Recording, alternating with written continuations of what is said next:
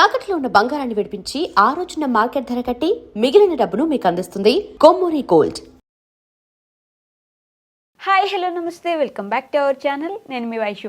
ఆయన సినిమాని ప్రపంచం మొత్తం అందరూ ఆదరిస్తున్నారు. చాలా బాగుందని తెలుగు తమిళ ఇండస్ట్రీ నుంచి చాలా మంచి ప్రశంసలు వచ్చాయి. మరి వాళ్ళ ఇంట్లో అట్లీస్ట్ వాళ్ళ ఆవిడ నుంచి ప్రశంసలు ఎందుకు రాలేదు? ఒక పోస్ట్ లేదు, ఒక స్టోరీ లేదు. బాలీవుడ్ ఎవరు దురంధర్ 2ని అసలు పట్టించుకోవట్లేదు. ఏమైంది, ఏంటి అసలు కారణాలు? ఈ విషయాల గురించి మాట్లాడడానికి ఈరోజు నాతో పాటు శేఖర్ భాష గారు ఉన్నారు. సార్తో మాట్లాడదాం. హలో సార్, నమస్తే. ఎలా ఉన్నారు? Excellent, fantastic. Ranveer Singh yes, వాళ్ళ ఆవిడ దీపిక పడుకుని ఇప్పటిదాకా ఎందుకు ట్వీట్ పెట్టలేదు, స్టోరీ లేదు, పోస్ట్ ఆవిడ ఇంకా పడుకునే ఉంది, లేచినట్లేదు. సరే, విషయం ఏంటంటే బాలీవుడ్లో ఎస్పెషలీ మీరు ఇప్పుడులో కాదు ఇంకొక 10-15 ఏళ్ళు బ్యాక్ వెళ్తే దావుద్ ఇబ్రహీం ఫండింగ్ చేసిన సినిమాలు చాలా ఉండే. ఓకే. సో ఆయన పాకిస్తాన్లో ఉన్నా కూడా ఇక్కడ ఇండియా సినిమాలకి ఫండింగ్ ఇవ్వడం, ఇక్కడ బాంబేని చాలా వరకు కంట్రోల్ చేశాడు. ఓకే. సో ఆయన లాయలిస్టులు ఇక్కడ చాలామందే ఉన్నారు. ఆయన వఫాదారి కుక్కలు అంటారు చూసారా, వాళ్ళు ఇక్కడ బాలీవుడ్లో చాలామందే ఉన్నారు. ఇప్పటికీ ఏదో ఏముంది, ఇది బ్లాక్ మనీయే కదా, బ్లాక్ మనీ ఇంకా మాదక ద్రవ్యాలు లేకపోతే ఇంకా రకరకాలన్నీ కూడా సంపాదించినవి ఇలా ఫైనాన్స్ చేస్తుంటారు సినిమాల్లో. అండ్ వడ్డీలు కూడా వసూలు చేసుకుంటుంటారు. ఎవడన్నా ఇవ్వకపోతే వాళ్ళని లేపేయాలి, ఇవన్నీ మనం చూసాం సత్య సినిమాలు ఇట్లాంటివన్నీ కూడా. బట్ ఇదే సినిమా ఒక షారుఖ్ ఖాన్ను, ఒక ఆమిర్ ఖాన్ను, ఒక సల్మాన్ ఖాన్ను చేయమంటే ఖచ్చితంగా చేయరు. ఎందుకంటే not just because they are Muslims, okay, because ఆ భయం ఉంటుంది. దావుద్ భాయ్ అనుకుంటారేమో. భాయ్ మరి భాయ్. సో యాక్చువల్గా రణ్వీర్ సింగ్కి సంబంధించి చాలామందికి తెలియని విషయం ఏంటంటే, అంటే రణ్వీర్ సింగ్లో దేశభక్తి మామూలుగా మనందరికీ పుస్తకాల్లో చదువుకొని మన భగత్ సింగ్ ఇట్లా చదువుకొని మనకి దేశభక్తి రావడం వేరు, నరనరాల్లో రక్తంలో ఇంకిపోయిన దేశభక్తి ఉండడం వేరు.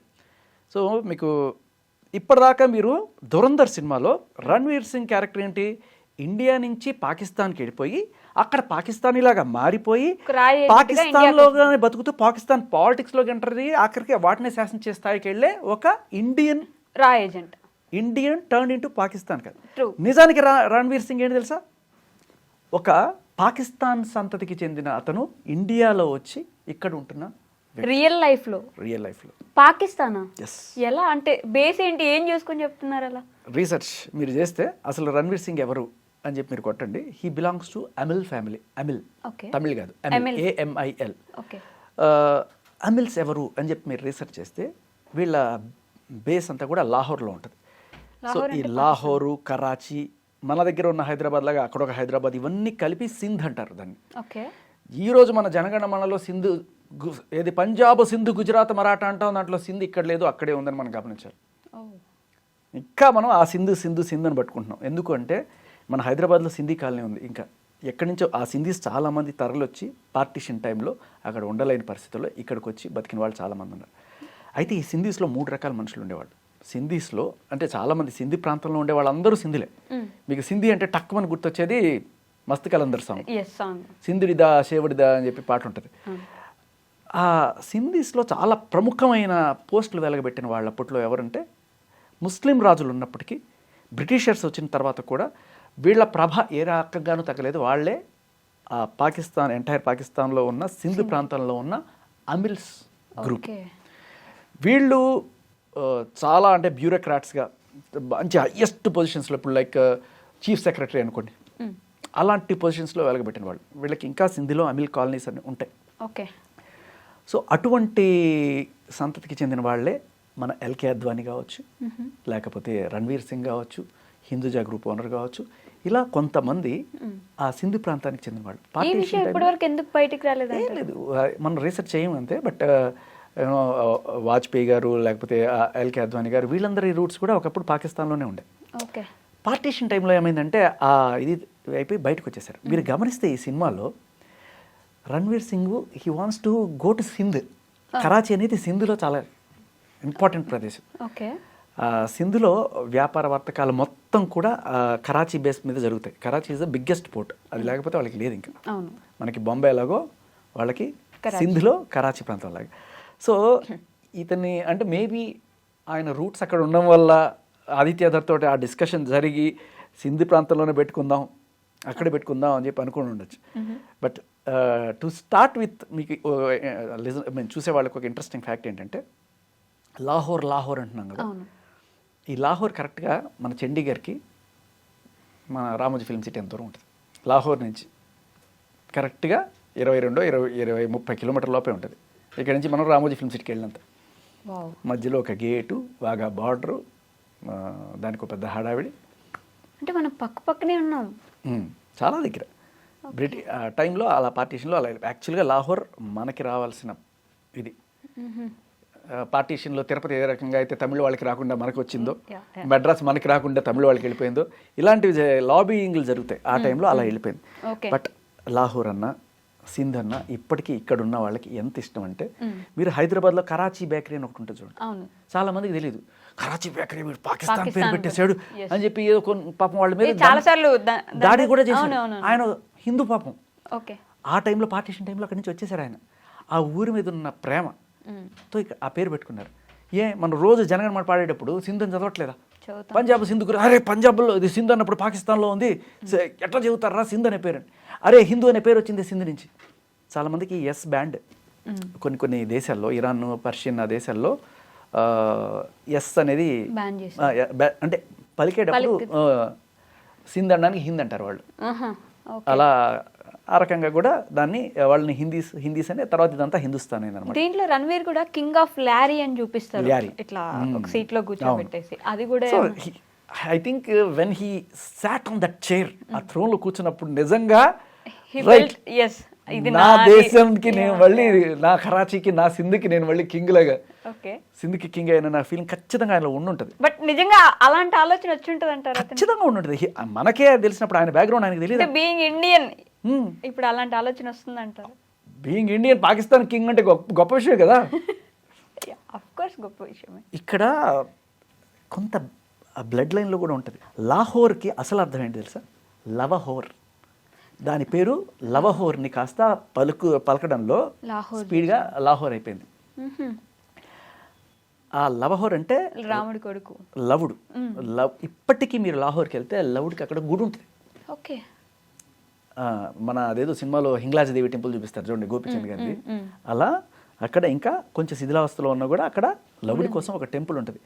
ఆ లవుడికి సంబంధించిన సంతతి 3 రకాలుగా చేరింది. అంటే కొడుకులు, మనవాళ్ళు అలా పెద్ద క్యాస్ట్ అమ్మాయిని పెళ్లి చేసుకున్న వాళ్ళు, మిడిల్ క్యాస్ట్ అమ్మాయిని పెళ్లి చేసుకున్న వాళ్ళు, ఒక అప్పట్లో కొంచెం ఊరవతలు ఉన్న వాళ్ళని పెళ్లి చేసుకున్నారని చెప్పి వాళ్ళని అలా పెట్టిన 3 రకాల వీళ్ళు. టాప్ దీంట్లో ఉన్న వాళ్ళు అమిల్స్ అనమాట. వాళ్ళని పెళ్లిళ్ళు చేసుకోవడం లేదు, ఇలా అంతా డైరెక్ట్ సంతతి. అలా రాముడి దగ్గర నుంచి లవుడి దగ్గర నుంచి అలా అక్కడి నుంచి అలా ఒక 30 జనరేషన్ 40 జనరేషన్ అలా కిందకు వస్తూ పోతుంటే ఫైనల్గా ఇక్కడ గౌతమ బుద్ధుడు కూడా రాముడికి ముని మనవాళ్ళు లెక్క వస్తాడు. అంటే శుద్ధోధనుడు, మీరు చదువుకుంటే హిస్టరీ. సో ఆ గౌతమ బుద్ధుడు తర్వాత అలా ఆ సంతతి. అమిల్స్ అనే వాళ్ళు రాముడికి డైరెక్ట్ గా సంతతి అవుతారు.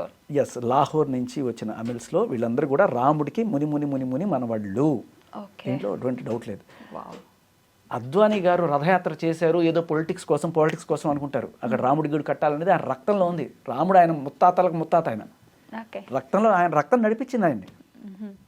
సో ఇది మనం కొంత రీసెర్చ్ చేస్తే తెలిసే విషయం. అంటే ఈ సినిమా పాలిటిక్స్ కి సంబంధించింది కాదా, మన మోదీ గారి గురించి చేసింది? ఆఫ్ కోర్స్ అది ఖచ్చితంగానే. నేను ఎందుకు చెప్తున్నానంటే రణ్వీర్ సింగ్కి అంటే ఏ ఖాన్లు కూడా ధైర్యం చేయకపోయినా రణ్వీర్ సింగ్ వెళ్ళి ఆ కుర్చీలో కూర్చోడానికి, అక్కడ వెళ్ళి పాకిస్తాన్లో పెద్ద తలకాయలు లేపేసే స్క్రిప్ట్ అయ్యా అంటే చాలా మంది భయపడి వెనక్కి వెళ్ళే వాళ్ళు ఉండొచ్చేమో. కానీ ఎందుకంటే ఈ దావూద్ భాయ్కి సలాలను కొట్టే చెంచాగాళ్ళు.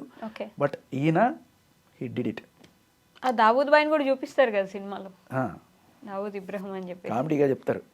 బొంబాయిలో ఉన్నప్పుడు ఆడు రోడ్లో తిరుగుతూ బాగా మందు కొట్టేసి బైకుల్లో కారులో వెళ్తున్నప్పుడు పోలీసులు చాలా మంది పట్టుకునేవాళ్ళంట. ఇప్పట్లో ఉన్నంత తాగుడికి డ్రంక్ అండ్ డ్రైవ్కి అప్పట్లో పెద్ద శిక్షలు ఉండేవి కాదు కదా. ఇప్పుడు అయితే తీసుకెళ్ళి జైల్లో పడేస్తున్నారు. అప్పట్లో ఓన్లీ ఊదించి పంపించేవాళ్ళు. మీకు కామెడీగా చెప్తున్నా, జస్ట్ వీడికి అనవడంగానే దా ఊదు అనేవాళ్ళట. అంటే ఇక్కడ దావూద్ భాయ్ని డైరెక్ట్గా చంపడానికి వెళ్ళే సిచ్యువేషన్ ఉంటుంది అనే స్క్రిప్ట్ ఉన్నప్పుడు అమ్మో ఇదే నేను చేయను. డీడే అని ఒక సినిమా వచ్చింది, మీరు చూసుంటే. దాంట్లో దావూద్ ఇబ్రహీంని ఎలా పట్టుకురావాలి దాన్ని ఆల్మోస్ట్ సినిమా అయ్యేదాకా కూడా ఆయన్ని చాలా గ్రేస్ఫుల్గానే చూపిస్తారు. దావుద్ ఇబ్రాహిం క్యారెక్టర్ని. బట్ ఈ సినిమాలో కాదు, చాలా ముసలోడు అయిపోయినట్టు ఆ ముసలోడు ఎలా అయ్యాడో కూడా చూపిస్తాడు కదా. అల్టిమేట్ అసలు పంచి మామూలుగా లేదు. బట్ నేను ఏం చెప్తానంటే ఈ రక్తంలో ఉన్న ఆ తత్వం వీళ్ళని ఇలా నడిపిస్తుంది. ఒక అద్వానీని రాముడు గుడి కట్టేట్ చేసిన ఈ ఒక రణ్వీర్ సింగ్ని ఒక ఎపిక్ వరల్డ్ వైడ్ ఇప్పుడు చూస్తున్నారు, దాన్ని విర్రగబడి చూస్తున్నారు. Very true. చాలా మంది బ్యాన్ చేసిన సిచ్యువేషన్స్ కూడా ఉన్నాయి కాబట్టి. కాకపోతే ఒకటి ఉంటుంది, మన ఫ్యామిలీలో కూడా ఉంటుంది. అయ్యో, మన దగ్గర ప్రపంచం అంతా కూడా సూపర్ సూపర్ అని చెప్పి నన్ను పొగుడుతున్నా కూడా మావిడ సర్లే రా పెద్ద చూసాంలే అంటది. మేబీ అదే కొండలో దీపిక పడుకుని ఇంకా ఉందేమో. దురంధర్ 1కి బాగా రియాక్ట్ అయ్యారు మరి వీళ్ళందరూ. దురంధర్ 2కి వచ్చేసరికి ఎందుకు అవ్వలేదు? దురంధర్ 1లో మనం కొట్టించుకున్నాం, మనల్ని చంపేసింది మాత్రమే చూపించారు. దురంధర్ 2లో రివెంజ్ చేశారు, అది మాత్రం చూడలేదు, ఎవరు రెస్పాన్స్ ఇవ్వట్లేదు. దురంధర్ 1లో మీకు అక్షయ్ కన్నా బాగా హైలైట్ అయ్యాడు. యాక్చువల్గా రణ్వీర్ సింగ్ కన్నా ఒక్క సాంగ్ తోటి మొత్తం లేపేసుకుని డాన్స్ స్టెప్ కానీ సేమ్ అదే. మళ్ళీ ఈయనకి రిపీట్ చేసినా కూడా అంత హైప్ రాలా ఆ సాంగ్కి. బట్ ఈయన పెర్ఫార్మెన్స్కి మాత్రం సూపర్ హైప్ వచ్చింది, అద్భుతం. హ్యావింగ్ సెడ్ దట్ మనకి ఏంటంటే చందమామ పౌర్ణమి రోజు ఉన్నప్పుడు అబ్బా ఎంత బాగున్నాడు అనుకుంటాడు, దాంట్లో మచ్చలు మనకి వెళ్ళిపోతాయి, చిన్న చిన్న ఇవి ఉంటాయి. మీరు గమనిస్తే లాస్ట్ క్లైమాక్స్కి వచ్చేటప్పుడు మొత్తం హరిబరిగా అయిపోయినట్టు టక్ టక్ టక్ టక్ అందరిని చంపేసావా వచ్చేసావా అన్న టైప్లో ఉంటుంది. అండ్ దొరికిపోవడం కూడా చాలా ఈజీగా దొరికిపోవడము, అంటే టైం లేదన్నట్టే ఉన్నటువంటి పోలీసులు వచ్చేస్తారు ఎక్కడి నుంచి. పోలీసులు వచ్చేసినప్పుడు పోలీసులనే ఎదిరించిన మనిషి పోలీసులు వచ్చేస్తే పట్టుబడిపోయి కామ్గా వెళ్ళిపోవడము, ఇదే లాస్ట్ అన్నట్టుగా అటువంటి ఎమోషనల్కి కొంచెం రష్ అయినట్టు అనిపిస్తుంది. బట్ అప్పటిదాకా it was too good. But అంటే 4 గంటలు ఆల్రెడీ తీసాను కదా, ఇంకా తీస్తే ఇంకొక అప్పటికే 3:55 మన వాళ్ళు అసలే రీల్స్ కూడా 2x స్పీడ్ లో చూస్తారు. అట్లాంటిది అంతసేపు కూర్చోబెట్టారు థియేటర్ లో అంటే గొప్ప విషయమే కదా. ఇక్కడ మనం గమనించాల్సింది ఏంటంటే ఫిల్మ్ మేకింగ్లో చాలాసార్లు స్టోరీ టెల్లింగ్ మాత్రమే కాదు, గ్రౌండ్ వర్క్ అంటే ఎంత ఇన్డెప్త్ వర్క్ చేశాడు ఆదిత్యధర్ అనేది మనకు అర్థమవుతుంది. అంటే రైట్ ఫ్రమ్ మీరు లాస్ట్ టైటిల్స్ వేసేటప్పుడు కూడా వదలడు ఆయన. ఈయన ట్రైనింగ్కి వెళ్ళినప్పుడు ఆయన ఎటువంటి ట్రైనింగ్ పొందాడు ఇవన్నీ కూడా, అంటే ఒక మనిషి జీవిత చరిత్ర మొత్తం రాసుకున్నాడు.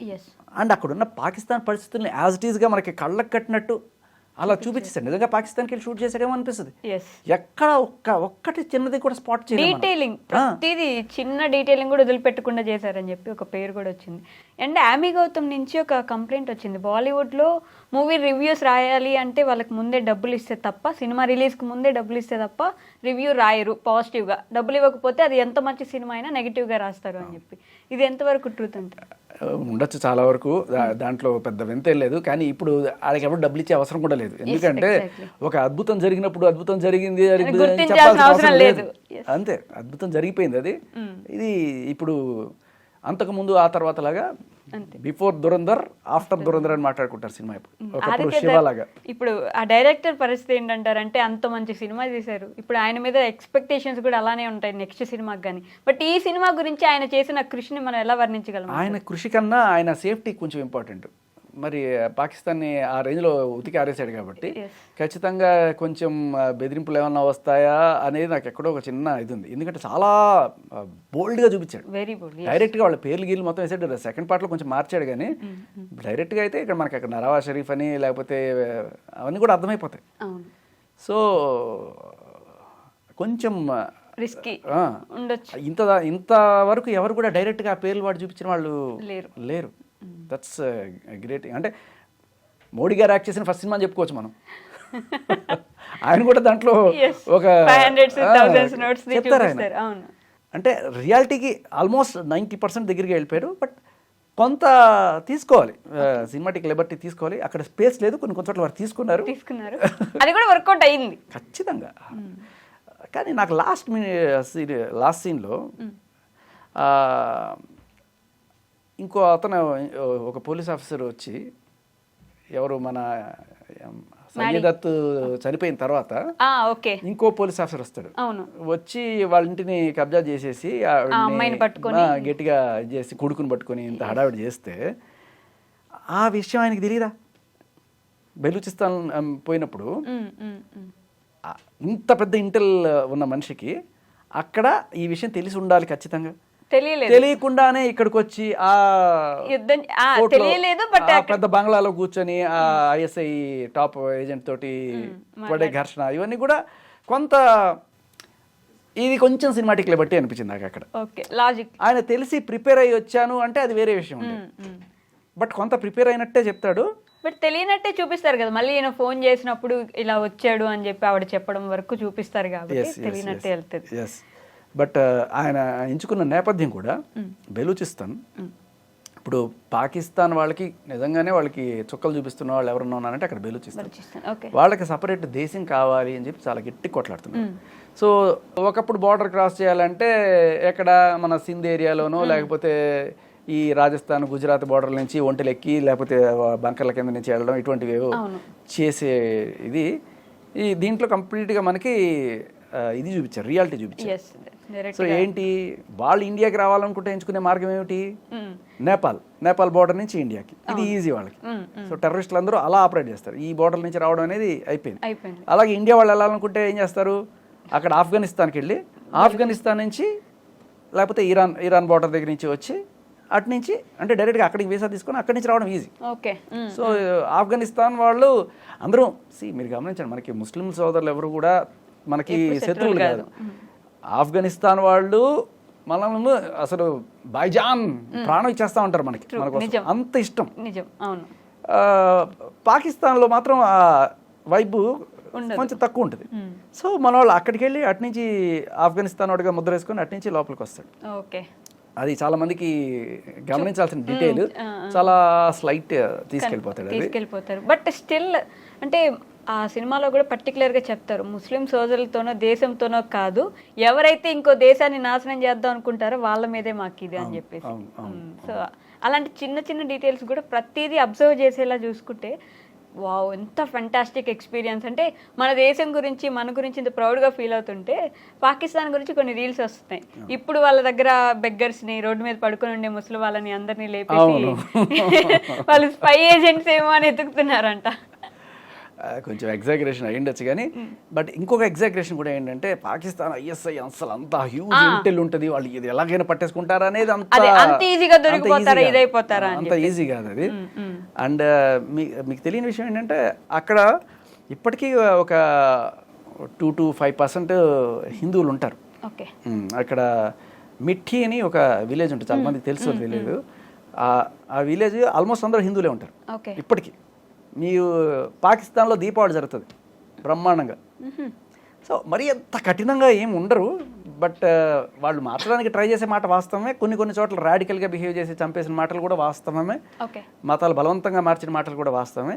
కానీ స్టిల్ మీరు ఇప్పుడు కొట్టి చూడండి, పాకిస్తాన్లో మిట్టి అనే ఒక ప్లేస్, ఆ విలేజ్లో ఇప్పటికీ కూడా అక్కడ బ్రహ్మాండంగా దీపావళి జరుగుతుంది. కాకపోతే వాళ్ళని ఆ మాటలు పడుతూనే ఉంటారు, కాఫీర్లు అని చెప్పి వాళ్ళని తిట్టుకుంటూనే ఉంటారు. బట్ అంటే వీళ్ళకి ఏంటంటే యుఎన్ఓకి చూపించడానికి మేము మరీ అంత కఠినాత్మకం కాదు, చూడండి ఇక్కడ కొంతమంది హిందువులు ఉన్నారని చూపించడానికి కొంత కావాలి వీళ్ళకి. అలాగే ఈ గుళ్ళని కూల్చకుండా ఉండడానికి కారణాలు కూడా ఇవే. యుఎన్కి మరి మేము కంప్లీట్ కరుడు కట్టింది, ఆల్రెడీ పాకిస్తాన్ అంటే టెర్రరిస్ట్ కంట్రీ అని చెప్పి ముద్ర పడిపోయింది. సో దానికోసం వీళ్ళు కొన్ని అట్టే పెడతారు ఊరికే చూపించుకోవడానికి. నామకే చూడండి, ఇగో లేరా హిందువులు ఉన్నారు చూడండి, ఇగో గుళ్ళు లేవా, గుళ్ళు ఉన్నాయి చూడండి, మేము ఎంత మంచి వాళ్ళం ఉండొచ్చాం. కాఫీర్లు వాళ్ళు సొంతంగా తెలుసుకొని వాళ్ళు మారాలి తప్ప అని చెప్పేవాళ్ళు ఉంటారు.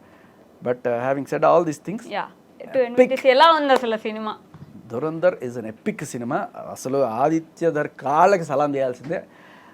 చిన్న మిస్టేక్స్ ఎవరైనా ఉంటాయి, బట్ కొన్నిసార్లు సినిమాటిక్లే బట్టి అవన్నీ మనం పక్కన పెట్టేస్తే మాత్రం లైక్ ఆయన చేసిన గ్రౌండ్ వర్క్, అది చిన్న డీటెయిల్స్లో ఎంత అద్భుతం చూపించారంటే. ఒక్కటి నేను అనుకున్నది ఏంటంటే బ్లడ్ షెడ్ కొంచెం ఎక్కువ ఉంది, అది కొంచెం మీరు తగ్గించి యూబైఏ రేటింగ్ తెచ్చుంటే ఇంకా పెద్ద హిట్ ఏంటిది కదా. ఇవాళ రేపట్లో చాలా మంది పిల్లలు కూడా చూడాలనుకుంటున్నారు. అవును, అనఫిషియల్గా చూసేస్తుంటారు కానీ థియేటర్లోకి వెళ్ళి చూస్తే కదా మీ కలెక్షన్లు వచ్చేది. నెట్ఫ్లిక్స్ ప్రాజెక్ట్ చూసే కంటే థియేటర్లో చూడడం. మేబీ ఆ బ్లడ్ షెడ్ని కొంచెం తగ్గించడం వల్ల కొన్ని ఫైట్లు కూడా ప్రొలాంగ్డ్గా అనిపిస్తాయి. ఆ ఐఎస్ఐ ఏజెంట్ తోటి వాడు పోతూనే ఉంటాడు, ఆ సందులో పోతాడు, గొంతుల్లో పోతాడు, అక్కడ పోతాడు, ఇక్కడ పోతాడు, ఒరే ఆగవారా, ఎంత దూరం పోతావరా నువ్వు, లాస్ట్ ఎక్కడో ట్యాంకర్ దగ్గర పోయి వస్తాడు వాడు. అది ఎలా ఉంటుందంటే హైదరాబాదు, సికింద్రాబాదు, అలహాబాదు, ముస్తాబాదు అన్నట్టు పోతూనే ఉంటాడు. అక్కడ సో బట్ కొంత దాంట్లో మన వాళ్ళని చంపేదానికి కూడా అదొక చిన్న డీటెయిలింగ్, వాళ్ళని కాల్ చేయండి అని చెప్తాడు హిందువులు అని చెప్పేసి మన ఇండియన్స్ ఉంటే ప్రతిదీ. Yeah however what ever said and done అదిరిపోయింది సినిమా. సో అంటే ఇంకా కొంత రాడికల్గా వెళ్ళే ఐడియాస్ ఉన్నాయని నాకు తెలుస్తున్న కొన్ని విషయాలు, కొన్ని మరి కొంత అబ్జెక్షన్స్ వల్ల బయటికి రాలేదు. నాకు తెలుస్తున్నవి ఏంటంటే కొన్ని విషయాలు ముందు అనుకున్న వర్షన్స్ ఎంతవరకు నిజమో ధృవీకరించలేదు. బట్ కొంత దాంట్లో ఏంటంటే దురంధర్ 2 Part 2 స్టార్ట్ అయ్యే టైంలో ఇతను ఒక నమ్మదగ్గ నాయకుడిగా పాకిస్తానీలకి బెలోచ్లకి ప్రూవ్ చేసుకోవాల్సిన అవసరం ఉన్న టైంలో బార్డర్కి యువతల కొంతమంది టెర్రరిస్టులు ఇండియాలో పట్టుబడతారు. ఓకే, పట్టుబడ్డప్పుడు వాళ్ళకి గుండు కొట్టి పిలకట్టి నామాలు పెట్టి కొంచెం వాళ్ళ వెనకాల టైమర్స్ సెట్ చేసి బాంబులు సెట్ చేసి ఇదే బార్డర్ నుంచి అవతల పక్క వదులుతారు. ఓకే, వాళ్ళు పరిగెత్తుకుంటూ వచ్చినప్పుడు ఇతను చూడండి ఇదిగో ఈ హిందూ వాళ్ళని నేను ఎలా నాశనం చేస్తాను చెప్పి వాళ్ళని టార్గెట్ చేయడానికి ఆయనకి ఆల్రెడీ మెసేజ్ వస్తుంది. ఆయనకు వచ్చిన లారీలో ఉన్న దూద్ చోడా దగ్గరికి మెసేజ్ వస్తుంది. వచ్చినప్పుడు ఆయన వాళ్ళని పట్టుకొని అందరూ చెప్పారు ఎస్ నేను చూడండి హిందువులకి ఎంత వ్యతిరేకం అని చెప్పి ఒక రకంగా ప్రూవ్ చేసుకొని ఆయన ఇంకా ఒక నమ్మదగ్గ నాయకుడిగా ఎదగడానికి ఇది ఒక ప్లాట్ వేశారు. కానీ అది కొంత అబ్జెక్షన్స్ రైజ్ చేయడం వల్ల ఆగారు. ఎందుకంటే ముస్లింలకి వాళ్ళు గుండు కొట్టేసి నామాలు పెట్టేసి ఇలా చేసి పంపించారు అనేది వాళ్ళు మరి సంథింగ్ ఎక్కడ మరి సంసార వీళ్ళే డ్రాప్ అయ్యారు ఐడియా అనేది ఇది విన్నమాట. ఓకే, ఇది కూడా ఒకటి ఉండింది. ఇంకొక చిన్న విషయం ఏంటంటే మొత్తం ఆల్మోస్ట్ రియల్ టైం కథ అన్నట్టుగా చెప్పినప్పుడు యూపీకి సంబంధించిన ఒక నాయకుడు అతను వీళ్ళకి దొంగ నోట్లన్నీ కూడా తీసుకురావడానికి నేపాల్ నుంచి ఉత్తరప్రదేశ్కి హెల్ప్ చేస్తున్నాడు అనే టైంలో ఫైనల్గా అతన్ని ఇక్కడ లేపేస్తారు. అది పోలీస్ ఎన్కౌంటర్ కూడా కాదు, ఒక రా ఎన్కౌంటర్ అనుకోండి. దాన్ని మనం సమర్థించుకోగలమా? అంటే అతను మన ఇండియన్ చట్ట వ్యవస్థ ఉంది, దానికి తగ్గట్టుగా వాళ్ళని శిక్షించే దమ్ము మనకు లేదా? అంటే పాకిస్తాన్లో అంటే మనకి ఎటువంటి పరిధి లేదు, అక్కడ మనం ఇటువంటి ఆపరేషన్సే చేయాలి, అక్కడ ఉన్న తీవ్రవాదుల్ని ఇలాగే చంపాలి, దానికి వేరే ఏదేం లేదు. బట్ ఇండియాలో ఉంటూ మన తిండి తింటూ మనకే వెన్నుపోటు పొడిచే ఇటువంటి పందికొక్కుల్ని సరే మనకి ఒక ప్రేక్షకుడిగా ఇట్లాంటి ఇట్టాగే ఈ పందికొక్కులు ఇట్టాగే చంపేయాలి అనిపిస్తుంది. కానీ బట్ ఇది గవర్నమెంట్ చేయించిన హత్య కదా. ఓకే, అంటే అలాంటి అదవులకు చేయిస్తే ఏముందిలే అని అనుకోలేమంటారు. అది ఒప్పుకున్నట్టే కదా మనం, చట్టాన్ని చేతిలోకి తీసుకున్నట్టు అవుతుంది. చట్టాన్ని చేతిలోకి అప్పుడెప్పుడు ఎవరో దాన్ని ఏమంటారు, ఒక అమ్మాయిని 4 అత్యాచారం చేశారని చెప్పి సజ్జనార్ గారు ఎన్కౌంటర్లో చేశారు. ఇప్పటికే ఆయనకి ఆ కేసు ఉంది, నడుస్తుంది. అయితే ఇదేంటంటే ఇది డైరెక్ట్గా రావాళ్లే వీళ్ళని డైరెక్ట్గా లేపేశారు, ఇది చూపించడం కూడా అలానే చూపించారు. అది ఎక్కడో కొంచెం అంటే పాకిస్తాన్లో అంటే ఇదే దారి, వేరే దారి లేదు, మన ఇష్టం కాదు, ఇదే దారి. ఇక్కడ మన చట్టాలు మన పోలీసులు ఉన్నాయంటే మన చట్టం మన పోలీసు వ్యవస్థ దొంగల్ని ఏమి చేయలేకపోతుంది, ఆఖరికి ఇలా డైరెక్ట్గా చంపాల్సి వచ్చిన పరిస్థితిలో ఉన్నామా మనం అనే ఒక చిన్న పాయింట్ నాకు అప్పుడు అనిపించింది సినిమాలో. బట్ స్టిల్ అదొక ర్యాంపేజ్లో పోతుంది, తప్ప తప్ప తప్ప తప్ప అందరిని లేపుకునే క్లైమాక్స్ అంటే తప్ప తప్ప తప్ప తప్ప అందరు నెట్ టైం వరుసగా లేపేస్తున్నారు కాబట్టి అంత గమనించి కూడా ఉండకపోవచ్చు, ఫ్లోలో వెళ్ళిపోయింది. ఇలాంటి సినిమాలు రావడం మన సమాజానికి ఎంతవరకు అవసరం అంటారు? చాలా అద్భుతమైన విషయాలు దీంట్లో చెప్పారు, ఖచ్చితంగా అవసరం. అండ్ స్టోరీ టెల్లింగ్ అనేది ఈ నుంచి నేర్చుకోవాలి నిజంగా. బ్యూటిఫుల్ విషయం. ఎందుకంటే మీరు గమనించండి, ఈ ఫస్ట్ పార్ట్లో ఇతను ఎక్కడి నుంచి వచ్చాడు ఏంటి ఎవ్వరికి తెలియకుండా అలా దాచిపెట్టి సెకండ్ పార్ట్లో ఎంత ఫ్యామిలీ ఇబ్బంది పడింది, వాళ్ళ బాధ ఏంటి అని చెప్పేసి చూపిస్తాడు. ఫస్ట్ ఇనిషియల్ స్టేజ్, తర్వాత మళ్ళీ ఒక 10 ఏళ్ళ ముందుకు తీసుకెళ్ళిపోయి అక్కడి నుంచి స్టార్ట్ చేస్తాడు. సో అద్భుతం. అన్నీ కూడా అప్పుడే చెప్పాల్సిన పని లేదు, అన్నీ అట్టిపండు ఒలిచినట్టు ఇట్లా ముందు పెట్టాల్సిన అవసరం లేదు. ఎప్పుడు ఏది అవసరమో అంతే టైంకి తగ్గట్టుగా అంతే. ఆ క్యూరియాసిటీ ఎప్పుడు అలా ఉండించాలి. అది.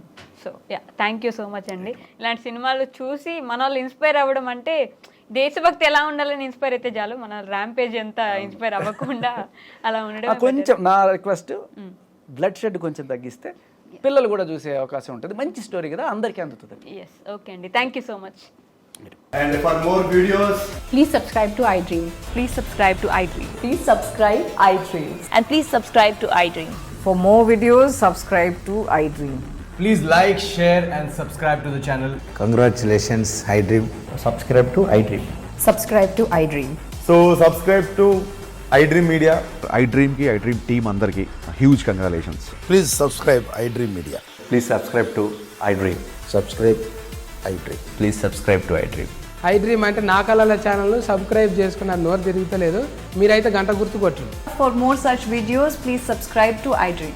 Subscribe to iDream. Please subscribe to iDream. Please subscribe iDream Media. Please do subscribe to iDream. Please subscribe to iDream Media. For best entertainment and information, please subscribe iDream. And don't forget to subscribe to iDream.